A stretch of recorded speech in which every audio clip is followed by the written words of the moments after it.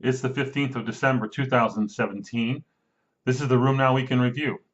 I'm Jack Cush, Executive Editor of RheumNow.com, here to review the news from the past week on RheumNow.com.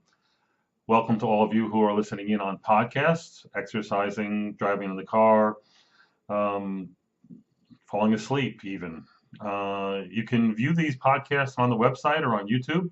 You can sign up for the podcasts on both YouTube and subscribe on YouTube on iTunes, and also on SoundCloud. You can subscribe.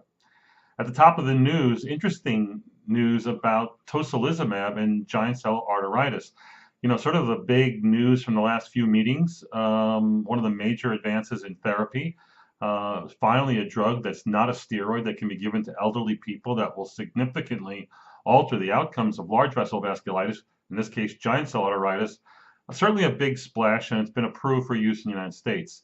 It's been looked at in other jurisdictions, and just today it was announced by NICE and the National Health Service in the UK that they were not going to approve tocilizumab for use in giant cell arteritis. And that's after an extensive analysis basically showing that it doesn't make financial sense, citing cost concerns and not enough qualities of a benefit from this sort of therapy. There will not be an approval, at least in the immediate future. We'll see how this plays out in other countries. A new biosimilar has been approved by the FDA. In fact, the FDA has been sort of active with a number of things again this week. And this is yet another infliximab biosimilar. This one belongs to Pfizer, who, as you do know, is currently bought out Horizon and is currently marketing Inflectra. They now have this new one called Ixifi, IXIFI, and it's infliximab-QBTX as the suffix that identifies it. This now becomes the third infliximab or Remicade biosimilar on the market, in addition to the originator product. The other two biosimilars being Inflectra and Renflexis. And then is now the sixth TNF inhibitor to be approved by the FDA since April of 2016. The other drugs that have been approved include Erelzi, which is the etanercept biosimilar, Amgevita and adalimumab biosimilar, and Siltezo from Boehringer Ingelheim, the other adalimumab biosimilar. Again, a lot of biosimilars now on the market, yet where's all this biosimilar action and all this biosimilar savings? Sort of we're waiting for this to happen. We're waiting to see how it's going to play out. And I guess there's going to be some legislative issues. The question is, how will switching go? In my hospital, they changed over to Inflectra and dropped infliximab Remicade, without telling me. And my patients didn't know they were getting Inflectra, the new Remicade biosimilar, and it's been happening for the last almost year. And they're doing that at a 10% savings. A gigantic mistake, if you ask me. They should be holding out for a better deal. So how will switching go? When will it occur? Will it be under your control or not? These are, again, very challenging issues. And again, I think the problem is, will we be comfortable with this? Will we be recommending this? What I've learned from managed care is that they want to see this happen, but they don't want it to be where it's like maybe in this case and maybe not in that case. This only works for managed care when the rule is everybody gets the biosimilar and nobody gets the originator product. When that happens, biosimilars will take hold, there will be savings, and everyone's supposed to be happy, from the insurer to even the PBMs, the pharmacy benefit managers, the patients, and the doctors. Now, I see that stage being a long ways off. This is going to be an interesting year or two coming up with biosimilars. I tweeted this week a report on the use of FDG PET scanning to diagnose patients who have either fever of unknown origin or inflammation of unknown origin. And it's a 240 patient study, and this got a lot of hits, a lot of retweets, a lot of comments. And the bottom line is that in these 240 patients with either IUO or FUO, the addition of PET scanning was able to increase the diagnostic yield such that 190 of these 240 patients could be diagnosed with this scanning at 79.2%. The most common diagnoses made by PET scanning included Still's disease amongst the FUO patients. Now, I don't know why. There's nothing specific about Still's disease on FUO, but other than to say they don't have cancer, that might have been the diagnostic yield. In IUO patients, large vessel vasculitis, PMR, and IgG4 related disease were the most commonly diagnosed conditions. Each of these is about 15, 20 to 20% of the overall diagnoses made. When looking at where the utility was greatest, it was seemed to be in those patients with either FUO or IUO who were over the age of 50 years old, who had a CRP of greater than 3.0 milligrams per deciliter or 30 milligrams per liter, and had no evidence of fever. So again, it's an expensive test. It certainly has a lot of utility in the cancer world and in several other conditions, but maybe it has a role here in these often difficult to diagnose cases. Uh, a small pilot study looked at the utility of dermatomyositis and polymyositis patients who are refractory to therapy and maybe treating them with abatacept. So it's a small pilot trial, 20 patients with either PM or DM, and they either get abatacept off the bat initially, or there's a 3-month delay in the initiation of abatacept. So when you look at patients at 3 months' time, 50% of the patients who received abatacept were better by their primary endpoint that was used. And then when everybody got abatacept, and they looked at it at 6 months later, like 8 out of 19, or again, 50% of patients were achieved the primary endpoint, suggesting a response. Again, a small study, it's very limited. The numbers are hard to extrapolate to large populations, but it is encouraging that these 20 patients who are otherwise refractory to steroids and azathioprine and other like therapies did respond with the addition of abatacept. As you know, TNF inhibitors don't work very well here. The rituximab trials failed in myositis, but that could be a lot of different issues there. And a lot of rheumatologists do use rituximab, even though it's not approved and it failed. Here's another option. It'll be interesting to see if the company pursues this as a therapeutic indication. Other abatacept information comes from the ASH meeting. The American Society of Hematology had a report at its meeting where patients were being treated with abatacept for the prevention of graft versus host disease, GVHD, that would accompany stem cell transplants in patients who are getting either for cancer or blood disorders, where again GVHD can be a real big problem after the fact. And heretofore we have a lot of therapies being used, none of them being very successful. But in this case, when abatacept was used, the GVHD rate went down from 32% to 2%. That's encouraging data. Another interesting report looks at the monitoring of patients with lupus, and specifically looking at the complement activation product C4D as a marker for activity in lupus. It turns out that all patients who had lupus and who were quiescent had normal C4D levels. But on the other hand, as patients got sicker and sicker, C4D levels correlated very well with disease activity and had a positive predictive value for disease activity of almost 70%. It correlates with high SLEDAI levels, and especially as activity goes up, not surprising. And it also is shown that patients who have a high C4D and high double-stranded DNA titers have a 5-fold higher risk of nephritis. So again, it's not something that we commonly use or is commonly available, but it should be another useful way of looking at lupus. I'd like to see more studies like this. A report came from the Scandinavian literature looking at Finnish patients who are DMARD naive with early RA, 70+% are rheumatoid factor positive, and shows what happens when they get treated either with conventional DMARDs or triple therapy. While there was an advantage for triple therapy over conventional therapy, I think the important thing is that almost 75% of early RA patients achieved a -28-3 remission at 3 months and 6 months respectively. So by 6 months, 3/4 of patients are in remission.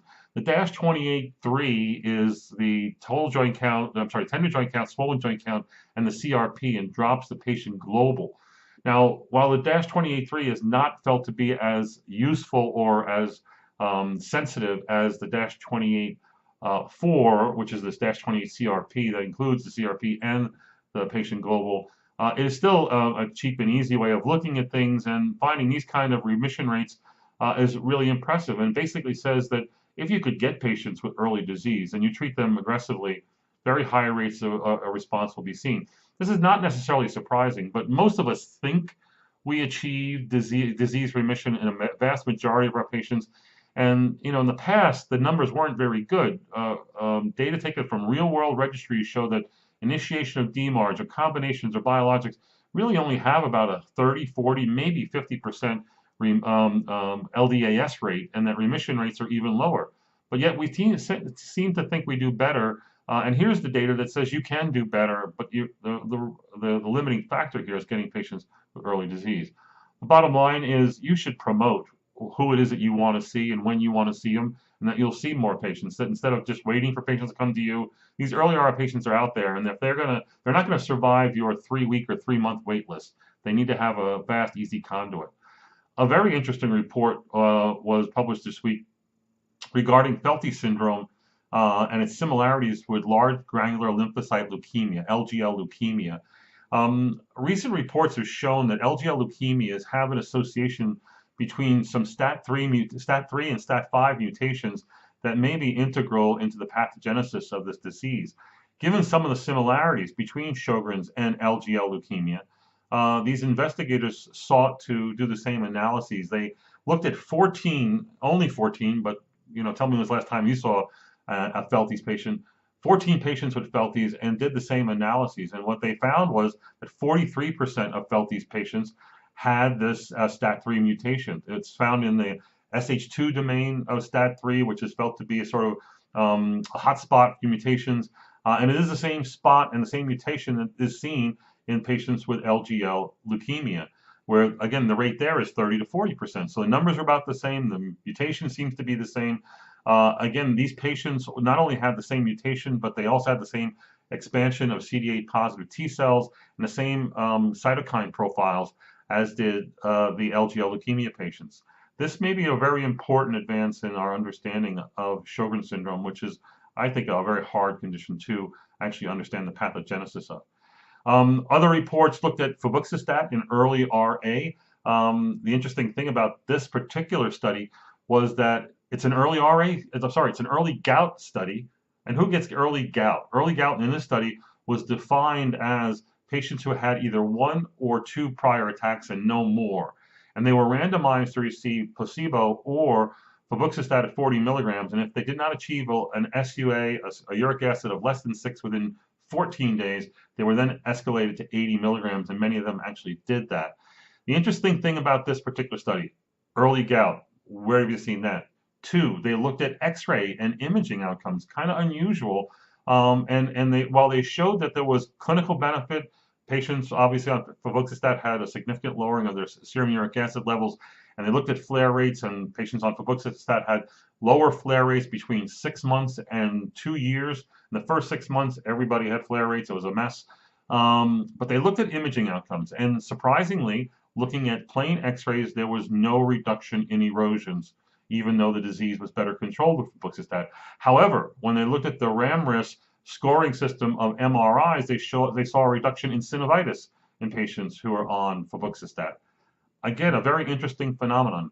Some of the problems here: 1, this kind of study's never been done. 2, dropout rates were high, around 40% or more, and a lot of that has to do with men with gout, and they're just unreliable, and they don't come back, and they're nomadic. They're really hard to do these kind of studies. It may be that X-ray changes are not in gout are not like that seen in RA, because the disease can be episodic, and it may take longer to establish this kind of radiographic change. So while it's encouraging that we saw a synovitis change, maybe a little discouraging that there's not yet a radiographic change. I'd like to know what would happen if the therapeutic intervention was, instead of febuxostat, another xanthine oxidase inhibitor, allopurinol, or what would happen when you use pegloticase. Will that actually retard the erosions? We need to see these kind of studies going forward. The big news from the FDA this week was the approval of mepolizumab. This is also called Nucala. This drug is actually approved for use and has been approved, I think, since 2015 for use in severe asthma with a heavy eosinophilic component. It is now approved largely on the basis of the New England Journal report that appeared earlier this year that showed that patients who have Churg-Strauss disease or EGPA who are given mepolizumab every 4 weeks have a significant higher rate of remission. That include a BVAS of 0, little or no steroids, etc. And while half the patients didn't respond to this therapy, the response rates were about 50% for those that were on mepolizumab, and basically, 0 to 5% for those that were on placebo. So this is a nice addition for a very difficult to treat disease. Lastly, offspring of women who have rheumatoid arthritis, what happens to their kids in the long run? Not after birth, but what about their development, and do they develop other diseases? This is actually a really big issue with the FDA and people who want to study outcomes in pregnancy, especially with regard to chronic disease and the use of drugs.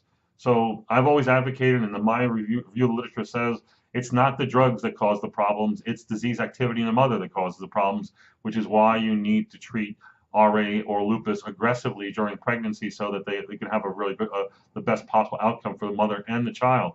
So the data that they've looked at here is very large numbers, and I think this is a Scandinavian study with very large numbers, and basically what they showed is that women who have RA, their offspring have a higher risk of developing three things, chronic diseases. Number one is thyroid disease in children with a odds ratio of 2.2, I think. Childhood epilepsy, increased odds ratio of 1.6. And rheumatoid arthritis, the increased odds of developing rheumatoid arthritis in the offspring is 2.9, nearly a threefold increase in the odd. This is a little bit shocking, if you ask me, and it'll be interesting to see if this could be repeated in other locales. But this is important data. This, again, speaks to the fact that we need to do better at controlling disease activity to have better outcomes for the mother and the child. What they didn't do in the study is they did not look at the drugs that were used in the mothers. Again, this is mostly in eras where the biologics weren't available and the traditional therapies might have been. So again, more study is needed in this area. That's it for this week at RheumNow and the Week in Review. Go to the website and you can look up these links and learn more about what's happening in rheumatology. We'll see you next week.